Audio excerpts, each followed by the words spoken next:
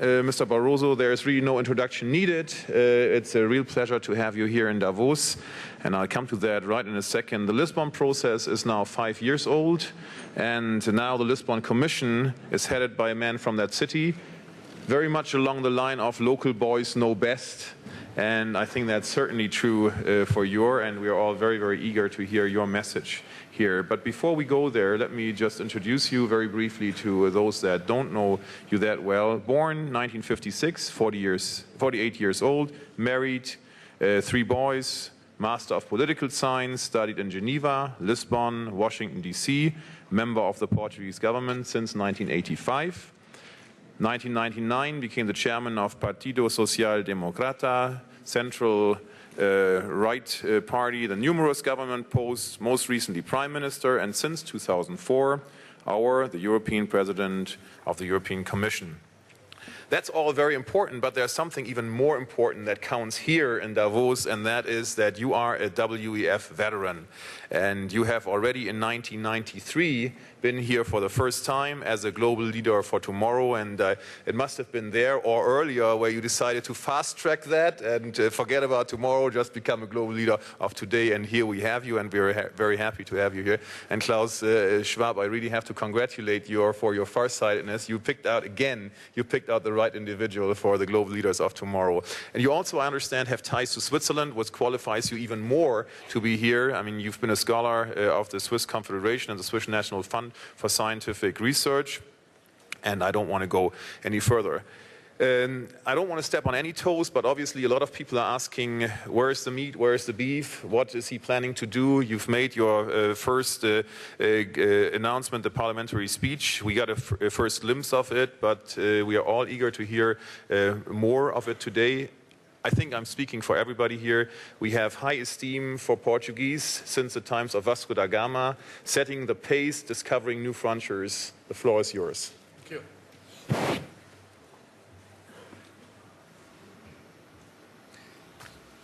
Thank you very much for your kind words of presentation. It's indeed a pleasure for me to be here again at Davos after so many years, and I've been in touch with this World Economic Forum.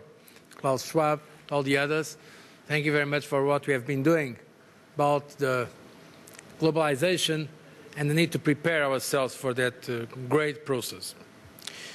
I believe Europe has a lot to be proud of. Europe is today, with the United States, the largest economy. It is the largest trading partner in the world economy. It is one of the largest recipients of foreign investments, and by far, the European Union and its member states, the largest donor of development assistance. It is also attractive to countries wanting to join, to businesses wanting to invest, to people working to work or to visit. It is tempting to stand here, breathe the mountain air and enjoy the view. But you, as world business leaders, don't have that luxury, nor do I. So we have to look at the challenges. Challenges to our economy. Our model is built on a productive economy financing welfare programs. This foundation is increasingly unstable. Economic growth in Europe has over recent decades been so disappointing that it questions our welfare ambitions. There are also challenges to the legitimacy. In this uncertain environment, large parts of the European public are not convinced that Europe is always moving in the right direction.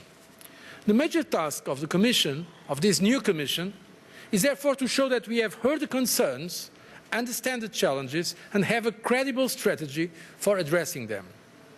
To gain back public confidence, we need to provide a clear and attractive vision of direction we believe Europe should take. My Commission has therefore proposed 4 major aims guiding our policies during the next 5 years. First, we should put Europe back on the path to long-term prosperity. To achieve this, we need to reinvigorate the so-called Lisbon strategy. Second, we should reinforce our commitment to solidarity and social cohesion. In an enlarged Europe, we must make sure that poorer regions catch up. We must ensure that all have access to economic opportunities. And we should not forget that now we are a community of 25, very soon 27 countries. So those new countries, they need our solidarity too. Third, we need to strengthen the security of European citizens. We need to act at the European level against terrorism, for example. Citizens should enjoy access to justice and fundamental rights throughout the European Union. Fourth, as a consequence of the other three objectives, we need to give the European Union a stronger voice in the world. We need to make the European Union a leading global partner for sustainable growth, prosperity, peace and freedom. But let me now focus my talk on the first of the objectives, prosperity, economic growth. The top priority today is to restore growth in Europe. Growth is lacking, however. Today, potential output growth in Europe averaged 2%. This is a decline by 1 full percentage point in one generation only. But the real issue is not only the numbers that are on the page, it is their impact on people's lives.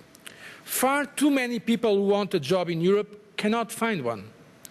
There is widespread denial of opportunity, particularly to women and young people. Far too many find there is no alternative but to opt out of the labour force in their 50s, paradoxically at a time when life expectancy is increasing and the problems of sustaining our social model under the pressures of an ageing society are growing. One of the main tasks for the Commission is to help European citizens reconcile what they know and like from the past with what they face for the future. Naturally, the realization that Europe is part of a competitive world economy is not new. The single market was intended to improve the macroeconomic underpinnings of the European economy. The euro was created to achieve currency stability and wider macroeconomic strength. There's a lot more to do, but these two huge European projects have made and are making a difference. To address the challenges beyond the reach of the single market, Europe's leaders in 2000 agreed in Lisbon, the Lisbon Strategy. The Lisbon Strategy has contributed to initiating a discussion in traditionally sovereign areas. But 5 years down the line, the reform record is mixed, not to say is very poor. The problem is that Europeans do not have a sense of ownership of this project. Most of them do not yet realize its importance. Many question its feasibility. Achieving the Lisbon Strategy in order to improve our economic strength is probably the major challenge facing Europe and, by consequence, this new Commission. The aims of the Lisbon Agenda, as developed in 2000, are basically correct. But the report by Wim Kok's group has shown the strategy's weaknesses. While the overall goal is right, implementation has been poor. There have been too many objectives, too many commitments, and too little follow-through. There has been a lack of ownership and, accordingly, a lack of responsibility for results. When everything is a priority, nothing is a priority. When everybody is responsible, nobody is responsible. So that's why we are focusing now on priorities and on ownership, on the governance model of that strategy. Against this backdrop, the new Commission had three possible choices. The most comfortable one would be to duck our responsibilities, reduce the ambition, or simply drop the project. After all, we were not there when this strategy was launched. Or we could simply go on as before, business as usual, with predictable low results. The less comfortable option was the option we took. To embrace the project, refocus the strategy, relaunch it decisively. We have chosen the tough way, but the only way which is consistent with the notable achievements of Europe in the last 50 years. To achieve Lisbon, we need to refocus the agenda on a limited number of areas. We also need to make it clear who is responsible for what, especially for delivery. I could summarize the goal of the refocused strategy as making Europe more dynamic, innovative and attractive, promoting growth and with more and better jobs. Firstly, if Europe is to prosper, it needs to become an attractive location for business. For this to be the case, the single market needs to work better. Consequently, we need to extend and deepen the single market. We need to improve European and national legislation. We also need to expand and improve our European infrastructure, namely transports, networks, trans-European networks. Crucially, we need to ensure an open economy both inside and outside Europe. Secondly, we must modernize labour and social policies. This is particularly important as Europe's population is rapidly ageing. We must keep more people in employment and education throughout their lives. This means attracting more people into employment. This means making our social protection systems sustainable.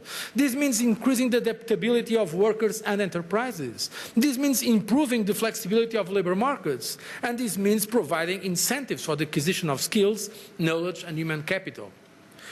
Thirdly, European companies must also do their job. Since they are increasingly challenged in the global market, the only way they can compete in medium term is by moving up the value chain. In other words, we must develop our latent strength in the knowledge economy. We need to invest more and better in knowledge and innovation, which are key drivers of economic growth. Accordingly, we propose to invest more and better in research and development. This is a shared responsibility between the Commission and the Member States. We need to facilitate innovation and the uptake of information and communication technologies via better targeted European framework programs. We need also to renovate our education systems. This is mainly a responsibility of the Member States. To achieve all this, it is important that all European actors work together. The responsibility for carrying out the Lisbon Agenda is, as I've said, shared between Member States and European institutions. At European level, we have three major instruments. First, the single market. Making the single market work in all sectors and ensuring effective competition remain the Union's primary tool to improve European growth performance. We must make investing and working in Europe attractive and rewarding. The second instrument is the European Union budget. It is the most important lever for making national budgets better geared to foster growth and employment. It is therefore important that the next financial perspectives also support the Lisbon objectives. Another important European Union instrument is the Stability and Growth Pact. Sound macroeconomic foundations are essential for growth. While the pact has brought unprecedented stability to Europe, its implementation has been marred with problems. Accordingly, the Commission has suggested a set of limited changes. This will bring the Pact's objectives and methods more in line with those of the Lisbon Agenda. Overall, it is crucial that these three instruments are coherent with one another so as to promote growth and employment in Europe. But the Commission cannot and should not do this on its own. The European Union's Member States are central to these objectives. Labour and social policies fall under their responsibility. They must put in place the conditions for enterprise to be able to create more and better jobs. Each Member State should therefore formulate a national action programme. This should explain how it intends to achieve the Lisbon goals. Such programmes have several benefits. Reforms imply difficult choices. These cannot be imposed from above. They need to result from choices and commitments involving all stakeholders, but it's better for them if they have a common framework in Europe and that if we can follow through and monitor the implementation according to different national situations. The situation in Finland is very different from Greece, or in Poland and Czech Republic, very different from Portugal or from Germany or France. So we have to have national programs to assure the ownership at the national level of this reformist agenda. This bottom-up approach is a precondition for trust. Reforms are unlikely to advance without such trust. Let me conclude this introduction because I very much want to answer your questions. I want a Europe with more open markets and better regulation, with higher investment in knowledge and strong support for economic and social cohesion, and as well as sustainability. This is the new balance the new Commission proposes, and for which we seek Europe's support. Relaunching and delivering economic reform is central to this. It will enable us to reinforce our commitment to solidarity and sustainability. This is not an agenda against social cohesion or against sustainable development. On the contrary, only with economic growth can Europe keep a relatively high level of social protection and high levels in terms of environment protection. But growth is the key to the other objectives, and they are mutually reinforcing, of course. So, only with this strategy can we provide a foundation for improving also security. And that's the way also for Europe to be a leading global partner. That's why I say to my citizens and to European citizens to have a perspective. Let me just give you the impression I had the day before yesterday. I came to Davos directly from Auschwitz, where we were commemorating the 60 years liberation. It was a travel in geography, but it was more than that, a travel in time. Just think how Europe was 60 years ago and how Europe is now. How Europe was 10 years ago, when many countries that are now members subject to Soviet totalitarianism, and they are free countries now, like Poland or Czech Republic or Hungary. So, is there a reason for pessimism in Europe when we put Europe in perspective? Shouldn't we, when we compare with our American friends, be also following their optimism and their self-confidence a little more? Why are we always so pessimistic about what Europe has achieved? If we put this in an historic perspective, it's amazing, amazing. 25 member states, independent member states, very soon 27, and afterwards 28, more almost 500 million when you are 27, 500 million people living in peace, stability, voluntarily, on a voluntary basis, sharing their power. That's amazing. A euro, a single currency for many of those countries. I remember reading many economics articles saying it was not possible to have a single currency in Europe because they are different countries. And we have done it. The single market for goods, it's working. For services, we have to do it. That's one of the top priorities in our agenda. But so there is no reason for pessimism. I think we have great strengths in the enlarged union. There is an untapped potential to create prosperity, opportunity and justice for all European citizens, and to be also a benchmark for the rest of the world. Europeans have every reason to be positive about our economic future. The success of the second half of the 20th century now gives us a strong legacy. The truth is that we can do better in the next future. That union has created a single market underpinned for participating members by a single currency that consolidates economic stability and deepens the potential of economic integrations. Europe is home to companies with extraordinary competitive strengths that at their best are demonstrating a remarkable capacity for renewal. In the last 2 decades, we have made more progress towards sustainable development than any other region of the world. Our ambition is to turn Europe into the best place to invest, to work and to live. A place where a friendly business environment coexists with our unique social model. A place where our diversity is respected, but where at the same time, so diverse countries and peoples are united by our common value and common roots. This is the spirit of realistic optimism, which the new European Commission is embracing the project bearing the name of one of the numerous beautiful cities of our Europe, my very dear city of Lisbon. We believe that with realism, optimism, we are going to achieve those goals. And we do not do this from an introspective point of view. We do it rather because it is what enables us to play a positive role in a world of globalization, working with our partners as well. This is what enables us to contribute to the worldwide growth and to worldwide development, and therefore I invite all Europeans to become a part of it, but also non-Europeans, because we don't want a closed Europe, we want an open Europe to our partners. 500 years ago, at the time of the Renaissance, Europe turned away from its introspective past and embraced an optimistic, outward-looking view of the world. I believe the same spirit should guide us today. It is so time for a European renewal. Thank you for your attention.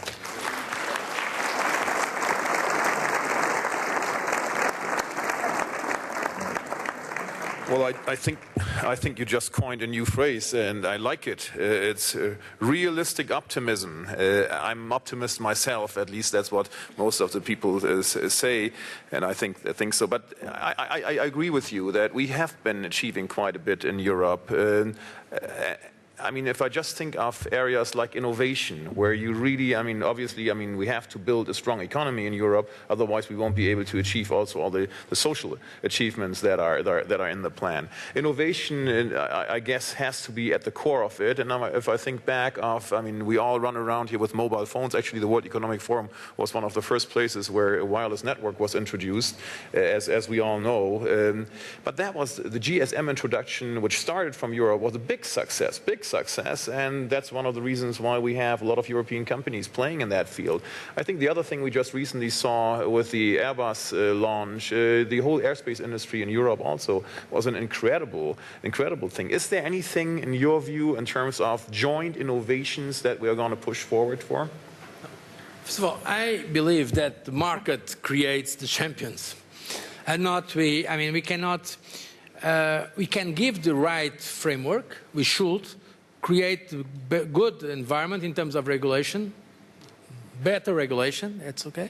But I don't believe the European Union should put money in shoes. This is going to be the next champion of the future. In fact, we should be attentive to this relation between competition and regulation. But I think what the European Union can do, and we are going to do, we are trying to, in the next program for research, trying to target better innovation, especially the new technologies, ICTs. That's a very important thing where we are a little bit behind some of our partners, so we can do more. But that does not mean that we are going to subsidize companies.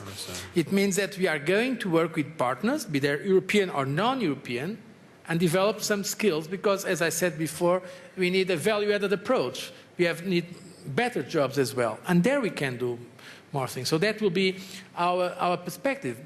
But if we look to the figures, I've recently looked at the figures, for instance, in terms of broadband. It's true that our average is behind the United States and some Asian countries, but in absolute terms, now we have more connections to broadband in Europe than in the United States. And there are many differences in Europe. The 3 Scandinavian countries members and Belgium and Netherlands are well above the United States in average, for instance. So, I mean, we have to look at the different situations. But I believe that one major priority of the next financial perspectives will be research, and inside research, the support to new technologies. And there we have to learn a lot with what others have been doing. Many of the great successes in the United States are coming from Europeans. But they could create a great environment in the best universities. So far, we have not yet that in Europe. And it's quite interesting, because after all, the universities were founded here. Universities, it comes from universitas. It's a Latin. Were Bologna, Salamanca, Sorbonne, Cambridge, Oxford, also Coimbra, and many in the Eastern. They were. What happened? Because our universities, to a large extent, became corporatist. To have success, you have to be a loyal assistant to your professor. And there is not a true cross-fertilization as we have, for instance, in the great universities of the United States. So that's an area where we are going to work much more actively. That's very good. I mean, when I look at Europe, and I think we had a lot of discussions around the world, what is Europe really all about, especially now as a lot of new countries have joined. Is there really, and sometimes you have the impression as though some of the original founders, I mean, play by different rules than others do. In your view, do we have something like a core European idea, I mean, for European champions, for instance, or is it everybody for themselves? One of the problems, I mean, those who are really resisting the champions are protectionist attitudes at the national level. The big enemies of European champions are not the competition authorities. The big enemies so far have been some national authorities that do not like, for instance, cross-border mergers. Because we have in the single market enough room for the home base of our companies. Your company is a good, Siemens is a good example. I have no problems in making publicity. It's a great example of European capacity and many others. So we have the single market, a single market with 470 million consumers, it's a great home base for any company. The problem is that sometimes we listen to rumors, for instance in banking, which this government or that government does not want cross-border mergers. So that's the problem. So let the market work. Of course, the Commission has to be attentive to the mergers against competition, but there is enough room for growth in Europe and to have real competitive companies worldwide. Mm-hmm. Why don't we open for the floor for a question? There are some. Do we have microphones? I guess we do have microphones, right? Can we? Hi, I am Dana Spinans from European Voice Brussels. President, I'm sorry to introduce a note of pessimism. It's not about what Europe has achieved, it's worse. It's about its future. Because I believe that one of the major challenges facing Europe is demographics, aging populations. That wouldn't be a problem if citizens accepted more immigrants to come in, but for the moment they don't. Do you believe that unless societies change attitudes towards foreigners, Europe will decline economically? No, we are working also on that. And the immigration is important for Europe.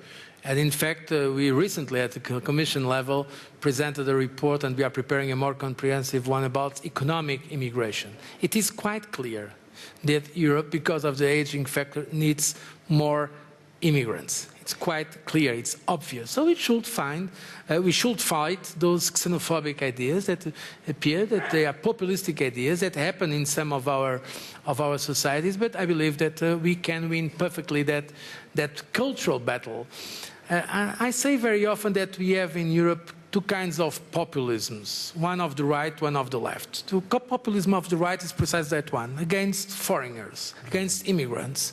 The populism of the left is against globalization. They don't want to see integrated markets and liberalization. But if those people who are responsible, they have a clear vision of the future, work together, I think there is a strong coalition in Europe in favor of the rational attitudes and modernization in our continent. Mm-hmm. I think there was another question over there too. Hello, Terry Kalogiris. I'm a European, but also a global businessman. I travel a lot, 200 days a year or something. Every time I come back to Europe, it's great. The standard of living is good. A lot of the things that we value is good. But what worries me more and more is that I do not see the optimism you've just shown in our young people. I'd love to have young people saying, I want to be an entrepreneur.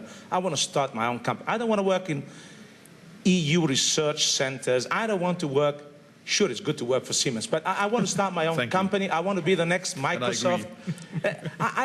I don't see this. And they are almost like saying, well, I've done 6 years after my gymnasium or whatever it is. It's so difficult to get a job and, to start your own. What can you do about this? Because I truly believe if we don't get this enterprise in Europe, all the optimism of the past will die. It's not enough. Thank you. I agree with your assessment. It's precisely because that we accept that pessimism exists, that we are launching those reforms in terms of competitiveness for Europe, to create more jobs, to create better jobs, to invest in value-added professions. And we have the resources in Europe. We have great resources. Though in those 2 days I was speaking with some leaders of the global economy. Many of them have here part of their business. And they were telling me that the resources, for instance, human resources, intellectual resources in Europe are great, are among the best in the world. But it's true that the business environment and the attitude, let's say the mindset generally, is not so open to change as it is in other parts of the world. It's true. That's what we are changing. That's precisely why we are trying to deepen the internal market. Just think about the potential in terms of services. We have now an internal market in Europe for goods, but not yet for services. So there are lots of regulation that prevents a small firm from going from Portugal to Germany or from Ireland to France. It's a lot, or the other way around if you wish. A lot of when we have a true liberalized market of service, of course respecting the service d'intérêt général, the service of general interest, but when we have that, I mean, what a great boom. I believe Europe will be better in 5 years than now. The new member states are bringing dynamism. Just think about it. some time ago it was seen the enlargement as a problem for Europe. Now I think everybody agrees it's an asset to have Poland and Czech Republic and Slovakia. They are bringing dynamism, as Spain and Portugal brought in '86. It was considered to be a problem, and afterwards, so I really believe there is a potential for growth and to progressively changing some attitudes in our continent. I think you're absolutely right. Europe has become so big that your description, I very well understand where your description extremely well applies, and I have that feeling sometimes too. But there are, I fully agree, I mean, when you travel to particularly the new countries, I mean, you have exactly, I mean, an entrepreneurship in the young as well as in the older people, which is stunning. And I believe that that's along also the question that was asked before. This is going to create, if we do it right, going to create some dynamism. And it's already creating some dynamism. And the other thing, I think the other message that I'm taking here from you, Mr. Barroso, is, I mean, let's start with ourselves. I mean, it's literally it's the man. If you look at the man in the mirror, I mean, who it starts with. Sir Karl Popper said it with his legendary work on piecemeal work. That's where it starts. I have to ask one question because maybe some people are too shy to ask it. I've picked up here at the World Economic Forum from some of my American friends that they are very, very nervous about the dynamics that are going on, and I even hear it expressed in such a rough way that they say Europe has written the US off for the next 4 years. How do you see that? I find that horrible, to be honest, to leave our friends leaving with that. No, we are expecting the visit of President Bush in Brussels, not only to NATO but European institutions, and the 22nd of February. And I believe we have now a very good opportunity for developing our relation, because we are, at least this Commission will be there the next 5 years. We have the administration for a year, so we can plan with time. There were some problems, not only between some member states and the United States of America, but also there were different views in Europe, inside our own societies, inside our own parties, about the Iraqi issue. That was a divisive issue, let's be frank. But I see now there is a sense in Europe of putting behind those differences. And we also took very good note of very positive statements made by President Bush about the European Union. The fact that his first visit abroad in this second term is here to Brussels, to the European institutions, it's a great signal. I mean, it's completely against our interests in Europe, and I would say also against the American interests and against the interests of the global community, not the European Union and the United States work together. All the big challenges we have, terrorism, proliferation of weapons of mass destruction, environmental threats, the big endemics, and the development in so many parts of the world. Anyone really thinks that the United States alone or Europe can solve them? We cannot. We have to work together. It's a better world if we cooperate together. That is my policy, very clear, and I can tell that is the policy of the European Commission. So we are much welcome to American companies, and when you look at the level of investment of the United States in Europe, it's huge. It's huge. Even with all those problems, the last years there has been huge investment, American investment here. So the level of our interaction is really very big in terms of economic terms. So I believe in the next 5 years we are going to watch more developed relation in terms of more mature relation between the United States and Europe. Well, thank you very much. I think time has come to a close here. Thank you very, very much for sharing this. And I think not only did we get a good idea on what your plan is, I think you also sent an extremely clear message over that you want us to be realistic optimists, and we will certainly follow that line. And we also very much liked that you have the right passion to take Europe to where we all want it to be. Thank you very much to be with us today.